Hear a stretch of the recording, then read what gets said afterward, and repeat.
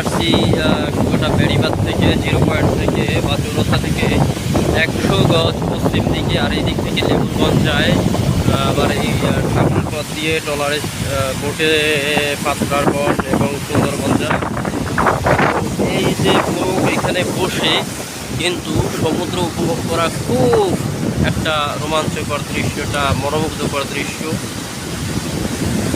তো এখন সময় হচ্ছে 11:30টার মতো। এখন সমুদ্রের জোয়ার, আর আজকে আবহাওয়া একটু খারাপ, এই জন্য প্রচণ্ড ঢেউ, প্রচণ্ড ঢেউ। ওই যে একটা মাছ ধরার ট্রলার দেখা যায়, ট্রলার দেখলে কি মনে হয় যে ডুবে গেছে, যে ডুবে ডুবে যায় ট্রলারটা ভাবে ঢেউয়ের।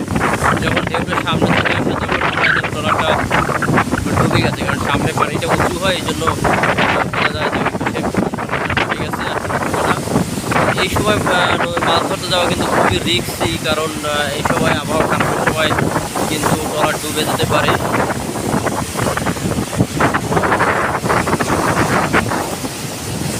তো বর্ষাকাল হচ্ছে সমুদ্র দেখার জন্য সবচাইতে উপযুক্ত সময়, কেননা এই সময় সমুদ্র একদম পরিপূর্ণ ভরা থাকে এবং প্রচণ্ড ঢেউ থাকে।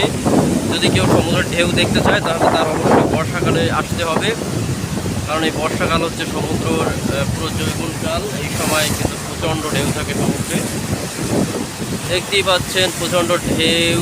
আর এখন বর্তমানে জোয়ার, এই জন্য প্রচণ্ড ঢেউ, প্রচণ্ড শব্দ। লোকে বসে কিন্তু সমুদ্র উপভোগ করা খুবই মনোমুগ্ধকর, এবং আপনি যতক্ষণ ইচ্ছা ততক্ষণ এখানে বসে থাকতে পারবেন আর দেখতে থাকবেন। আপনার উঠে যেতে ইচ্ছা করবে না, আপনি সারাদিন মন চাইবে যে দেখি। ছোট ঢেউ, বড় ঢেউ, ঢেউ আর ঢেউ।